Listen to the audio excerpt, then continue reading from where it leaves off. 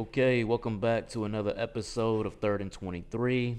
I'm your host, Alex, here to talk college football. And this episode is specifically to talk about my picks and predictions in the biggest games of week 6 of the college football season.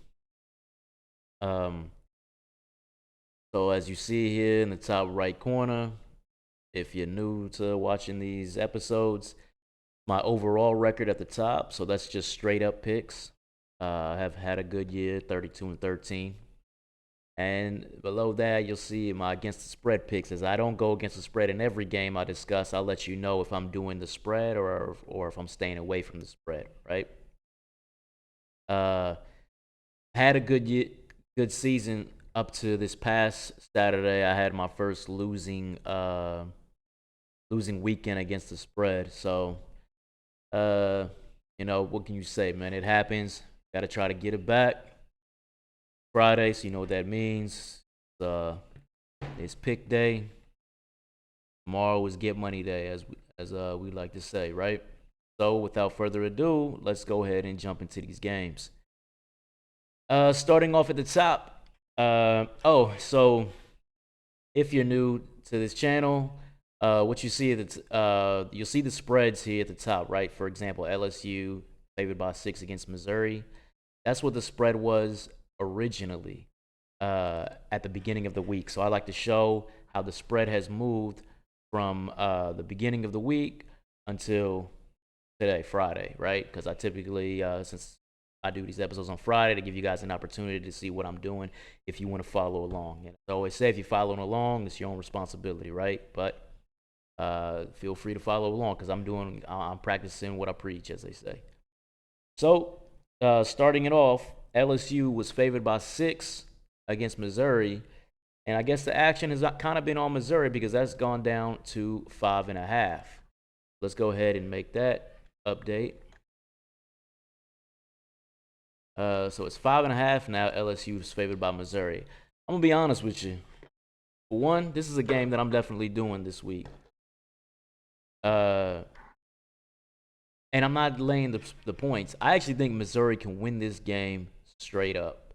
I'm thinking about it. The only thing that makes me think LSU can win is the fact that they're the name brand team, right, between these two schools. So you expect them to have more talent. You expect them to be a better football team. Jaden Daniels is just Jaden Daniels, Malik Neighbors, Brian Thomas connection right now. Right now is something that can't really be stopped. They've done it since week 1 against Florida State. These guys have been just cooking. Logan Diggs offers them a good balance at running back. I think he's their best running back. He's not dynamic by any stretch, but he's a good back. But all that said, man, nobody's really paying attention to Missouri. Missouri's 5-0, right? Got a win at home against Kansas State, which was a good team last year. I still think they're a pretty solid team. They have, Brady Cook used to not really be that guy to me, but he's really improved. Brady Cook has really improved. He's been playing well. Their receivers, Luther Burden was a 5-star coming in, right? Last year it was his true freshman year, and he had an okay freshman year, in my opinion. You saw some glimpses, but he also looked like a freshman. Man, he's had a super, jump from year 1 to year 2. Luther Burden is looking like the 5-star that he was. Him and Malik, you probably got the two best receivers in the SEC in this game between Malik Neighbors and Luther Burden. They're both ballers. They're both ball players. Missouri, though, also got this guy Theo Weiss transferred in, been a perfect number 2. Done a great job. He's gone over 100 this year in some games. So these guys got it going on. For me, Missouri's biggest issue, I guess you could say, is that they don't really have a running game. I think Isaiah Pete, I think he might lead the team rushing. They do a committee approach there, and they're not really that dynamic when it comes to running the ball. So it's kind of the same as LSU, right? In that sense, I think both these offenses have really good passing offenses. The thing is, Missouri's got a really experienced secondary back there, Straw and company. Those guys, LSU hasn't gone against a secondary like this season. hasn't. This is the best singer they've played this year. And I'm not saying these guys are locked down. These guys are talented. They're experienced, and they're solid. They could potentially slow down this LSU passing game a touch and enough, in my opinion, to give Missouri to win in this game. I think Missouri is going to win straight up. If you want to take the 5.5 with Missouri, go right ahead. For me, for this against the spread pick, I'm actually just taking. I'm saying forget the 5.5. I'm just going Missouri straight up, man. Sometimes you just gotta go big, go home. I mean, I know it's LSU, when you want to say, man, that's LSU, but uh, nah, man, I'm gonna go ahead and have to go Missouri straight up. So that's one against the spread pick. I'm taking Missouri straight up. I know you thinking, man, that's wild, but that's what we're going with, especially at home. Next game, Maryland at Ohio State. This is a game that I don't plan on doing, simply for the fact because Ohio State hasn't looked that great offensively this season. They're gonna beat Maryland. They're not gonna lose this game. I'm taking Ohio State straight up. They're coming off a bye after a huge win against Notre Dame, but they haven't offensively. They haven't looked great this year. Kyle McCord, I've talked about before. Man, something's missing with him. I'm not going to call you if you're a Buckeye fan or if you're just a college football fan. Maybe you remember this name. A guy named Justin Swick. This would have been from, like, what was this be? This would be like 2005. Yeah, back in like 2005, 2006 time frame. Uh, he was a big 5-star quarterback that came in and was supposed to be that guy for Ohio State. I think he redshirted his first year maybe, and then he became the starter. And he wasn't really – he was just missing something. Just like Kyle McCord, he was missing something. They had a backup quarterback back then by the name of Troy Smith, who was just flat out better. He eventually became the starter. I guess people usually want to force feed that 5-star on you. No, play the 5-star, play the 5-star. Troy Smith was better than Justin Zwick, right? He became the starter. He led these guys to a national title game. They got blown out, but Troy Smith had a really successful career at Ohio State. I don't see a Troy Smith on Ohio State right now. So to me, it's Kyle McCord or bust, right? He's just not that crisp. When he's got a Ferrari, that he's directing, that he's driving. He's got Marvin Harrison Jr., who's the best player in America and should be the number 1 pick, right? Ekuba is an absolute baller. Julian Fleming, I'm not even hearing about him this year, and Julian Fleming could be the number 1 wide receiver on probably like 100 schools. He's not even getting hit off like that this year. Has a great tight end in Caden Stover. Running backs, Trevion Henderson and Mayan Williams. Chip Trainum has been like a good addition as well, the transfer from Arizona State. But he's got a Ferrari he's driving, man, and he's not going anywhere with it. Sometimes he's under pressure. They had to replace some guys from last year on the O-line. So, yeah, he's been under some pressure, but sometimes he's just not in the right read. I mean, he's throwing out some garbage. He's not seeing the right guys. Something's up there. And if you guys remember from my preseason, this was my national champion, right? I picked Ohio State to win the national championship. So, making me look bad right now because he's not. This doesn't look like a team that when they play Penn State and Michigan, they're gonna have a lot of success. We'll wait till when those games come around. But right now, they're not looking very crisp offensively. And they're going against a Maryland team. Maryland has always been a team that is just good enough to beat bad teams and get whipped by basically everybody top tier in the Big Ten. This year, you could say, this year could be different. Maryland is what? They're 5-0, right?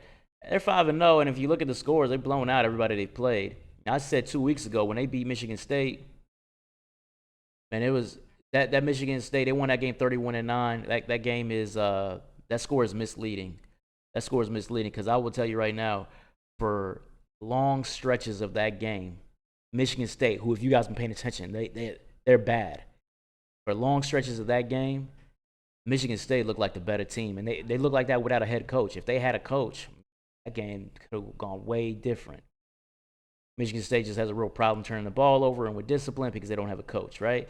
So to me, and then last week, yeah, they pounded Indiana 44-17. I think Indiana ended up firing their offensive coordinator uh, after that game. I mean, just they've got it kind of easy with a bad Indiana team. I told you guys it was the worst team in the Big Ten before the season started. Michigan State didn't have a head coach and really got outplayed in that game. Maryland and me, they're gonna come into this game with Talia. And Talia's gonna be slinging it, but he's not gonna be. I don't know if he's gonna be consistent enough to win this game. I don't believe that he will be, and I don't see how Maryland. I mean, I don't see how Maryland can win this game, but I also don't see how Ohio State can cover this game just because of the inconsistencies of Kyle McCord. And Maryland is just good enough, I think, to keep this closer than the 19, which I just remembered. Let me go ahead and check what the action is on. It's actually gone up to 19.5, so people are thinking Ohio State. Me personally, you could lean that way. I would certainly lean that way. Ohio State covering, but Ohio State hasn't really covered against anybody this year except Western Kentucky, so just keep that in mind. But I'm not doing this game against the spread. I'm doing this game straight up, just Ohio State. Oops. We're having some technical issues here. Footballs. But we're going Ohio State straight up, right? Next up is Rutgers and Wisconsin. Wisconsin with Luke Fickell, they're having an okay start to his tenure. I mean, you knew there were going to be some hiccups. They're coming off a bye week, by the way. The week before, they beat up on Purdue. They beat them 38-17. So a good, solid win. Purdue is just an average team at best, though. Something to keep in mind, Wisconsin's a running team with Braylon Allen and Ches Malusi. Ches Malusi, if you guys didn't know, he's out. He's out for the year. So it's just Braylon Allen.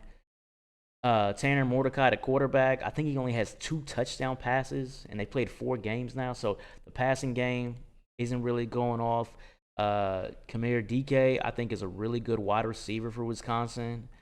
This guy averages like less than 3 catches a game right now, and he's a really good receiver. So they got players, but they're not clicking right now, and it could be because of the new offense. So they're having issues, I think, with the new offense. This game, by the way, has gone up to 13. Or no, so yeah, we're still at 13.5. 13.5, I think, is a lot of points in this game for an offense that hasn't been that consistent. The only thing I could say is it is in Madison, right? But this offense hasn't really been that consistent. Defensively, they've been good. They were good against Purdue. They forced 3 turnovers in that game against Purdue. I mean, you still got the taste of that Washington State loss in your mouth. But Washington State has a passing game that is really clicking. And they got a front 7 that is actually quietly pretty good this season. So you go to Rutgers. I think Rutgers has a good front 7. I know they got, beat by Michigan. Michigan's just better than them. I mean, Michigan's a good team. They controlled that game. They ran for 200, but I'll say they were a hard-fought 200 at Michigan. Offensively, Rutgers couldn't do anything against Michigan. Wisconsin's defense isn't Michigan's, but Wisconsin still has a good defense. It's not Michigan's, but it still have a good defense. Rutgers is just really lacking in the passing game. They're so one-dimensional. They have a good running attack. They don't have a great one. They're so one-dimensional. And then defensively, I think they could be had in the air. But on the ground, they're a pretty tough run defense. I think Braylon Allen is going to have a tough time running the ball in this game, actually. But this is a game where Tanner Mordecai and the passing game coming off a bye, we can really step up. I'm not, because I haven't seen it, I'm not going to bet on it, right? But it's something that's certainly possible. I'm not going to do the spread in this game. I'm going to go ahead and leave that 13.5 alone. but I'm gonna go ahead and take Wisconsin straight up. Right. So let's move on to the game of the weekend. College game day, I'm pretty certain is uh in is at the Red River Shootout between Texas and Oklahoma. Huge game for both teams. Both teams ranked in the top 15. I think Texas is 3 and Oklahoma's 12, I believe. Texas, as you guys know, they were kind of my surprise pick, I guess you could say, for making the college football playoff this year. You know, you usually have your usual suspects, right? But I thought this was a year that a non-usual team can make it. We saw that last year with TCU. I think something like that could happen this year. And my pick for that this year was Texas. I got some other usual suspects in the college football playoff, but Texas was my outlier to that. And this is going to be their biggest test to date.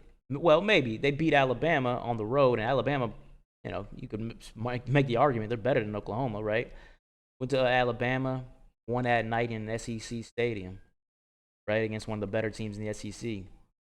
They beat up on Baylor. They beat up on Kansas last week, and I think Kansas is a good team, despite what that score says, and despite the fact that Kansas didn't have their starting quarterback. I think Jason Bean is a good backup QB. Man, they took it to Kansas. So I think Texas is clicking right now. I'm pretty sure this game dropped, by the way, if you're wanting to know spread, how it changed. This 1 second. I just had, yeah, it did change. So this dropped to 5.5. So there's some action on Oklahoma. Oklahoma has had some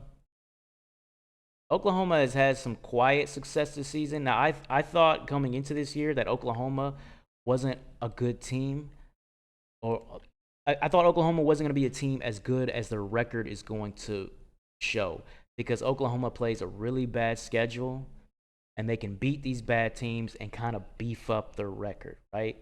Oklahoma's 5-0. They played Arkansas State, SMU, Tulsa, Cincinnati, Iowa State. Iowa State's probably the worst team in the Big 12, right? Cincinnati, new to the Big 12, and lost a lot of transfers from last season too. And went back the past couple of years when Cincinnati was a decent mid-major, right? Or I'd say a good mid-major. They've lost a lot of players, right? Then Tulsa, Smoot, Arkansas State. I mean, come on. They haven't really played anybody. They haven't really been tested. But their offense is humming, right? You do what you're supposed to do against these teams, and their offense is doing that. Dylan Gabriel is just doing work right now. This passing game is really taking off. They have like a unheralded running game that gives them, with Marcus Major leading the way. I don't think he's having a great season. I don't think they're running the ball very well this year. I think they're going to be one-dimensional in this game against Texas. Should be noted that Texas's best corner, Ryan Watts, might miss this game. That's looking like it's going to be game time.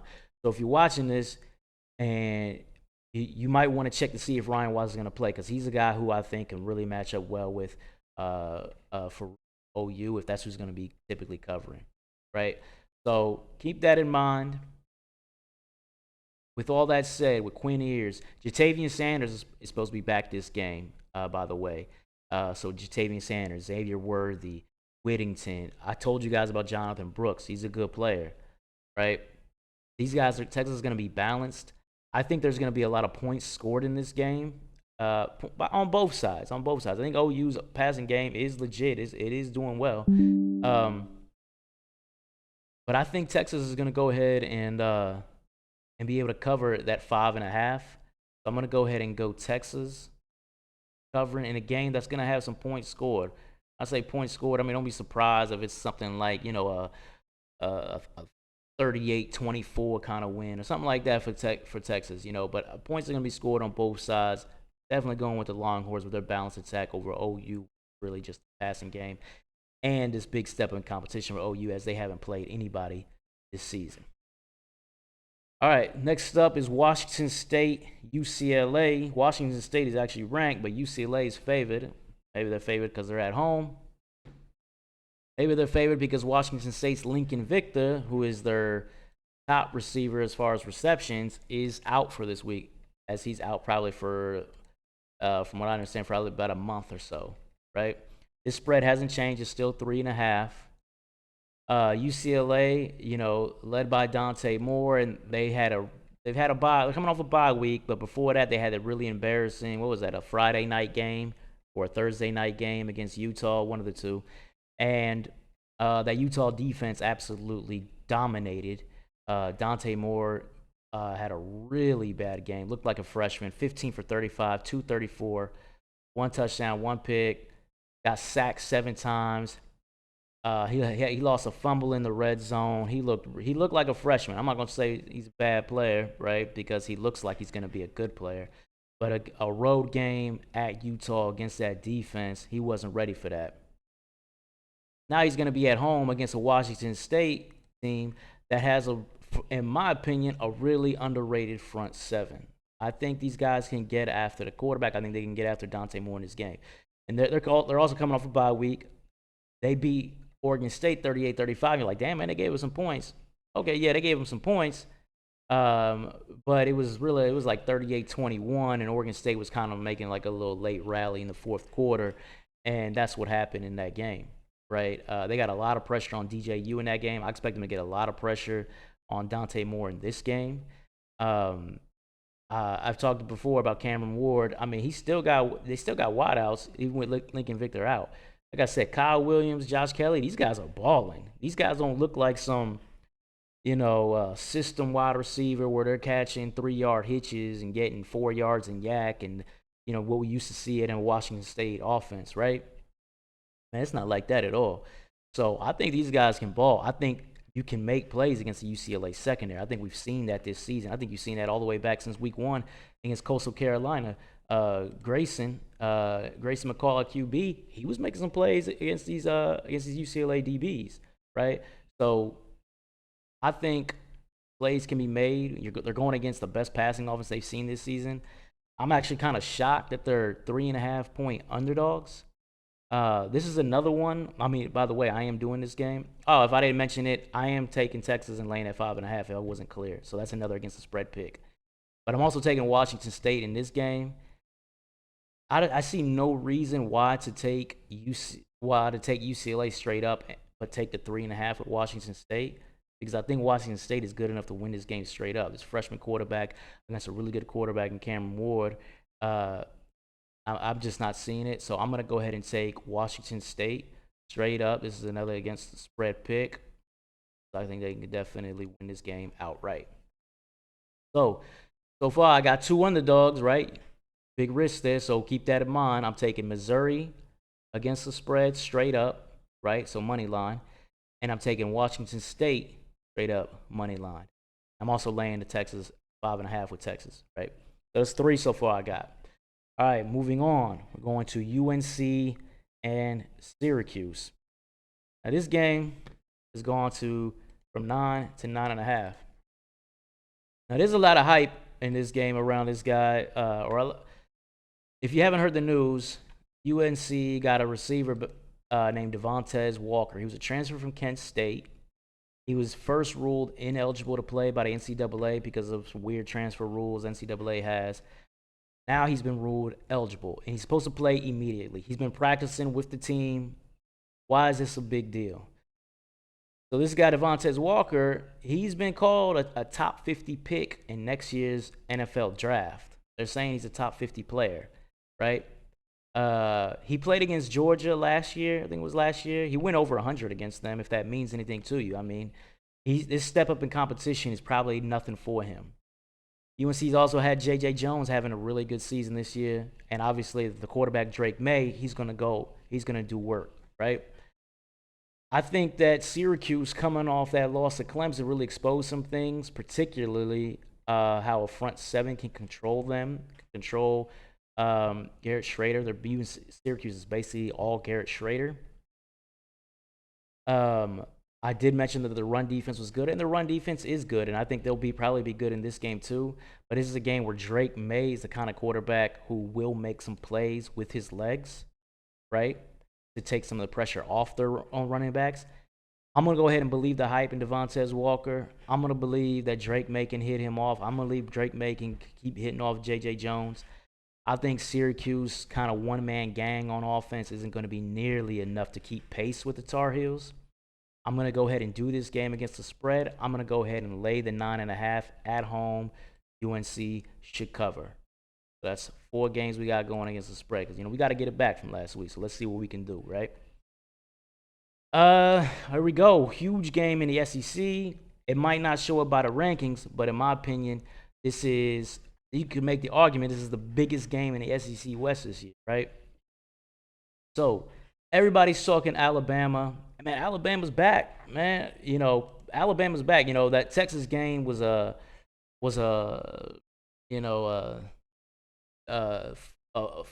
trick, right? That Texas game fooled you. Nah, Alabama's still Alabama. Dominated Ole Miss, beat them 24-10, and they did. I'm just under the assumption, I'm just going to go ahead and say it, Lane Kiffin is flat out owned by Nick Saban. Dominated Mississippi State, but man, I told y'all about Will Rogers, man. He ain't that guy. Now Alabama's going against a better defense than what they see in practice, in my opinion. Because that Texas A&M Aggie defense is better than Alabama's. By the way, this game, I'm not the only one who thinks this clearly because this game has gone from 2.5 to 1.5, which is unfortunate because I'm definitely I'm doing this game and I'm taking the Aggies straight up. Jalen Milroe against this defense is going to have a lot of problems. Jalen Milroe still has issues with his decision making. He's just not consistent from the pocket. He just isn't. He make plays with his legs, man. Hell yeah, he can make plays with his legs. But he's not going to be making plays with his legs in this game all game long to where he's going to kill the Aggies like that because the Aggies shut down KJ Jefferson, another QB who can make plays with his legs, right? Chase McClellan. I've said it before. I don't think he's the same running back that Alabama's used to. So that offensive backfield Alabama, I don't think is going to be that strong in this game in College Station, right? And then you look at and I've said it before about the receivers too. I don't think the receivers are going to get loose like that against these Aggie DBs. It's just not. I think this is a really bad matchup for Alabama.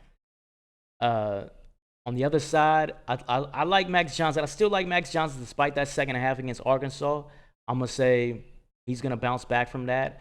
I think that their running game, their committee running game is good enough. I mean, they still need some work there, but they're good enough to provide balance to their passing attack. I think that Aggie passing attack obviously is very good.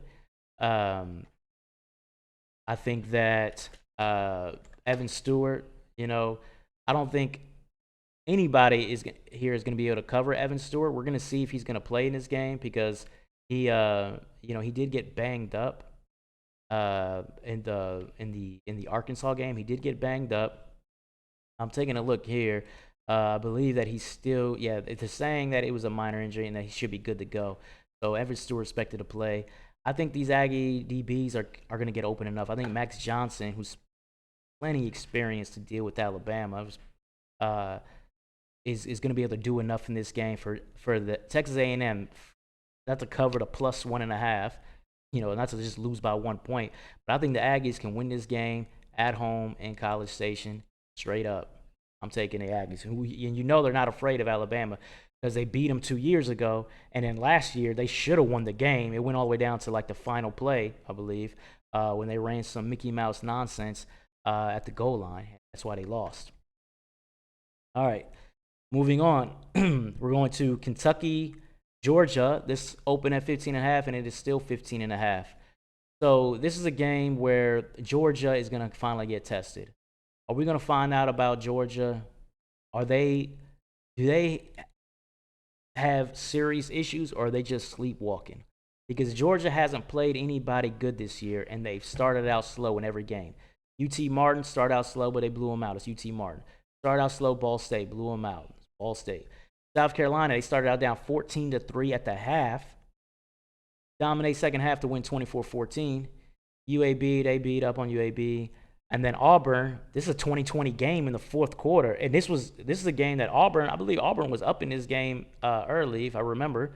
I think wasn't Auburn up like 10-0 in this game?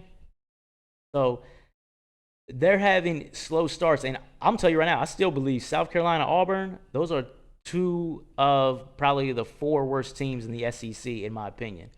So they haven't been tested, and they're struggling against these teams they're not tested against. So is it because they're not awake coming into these games?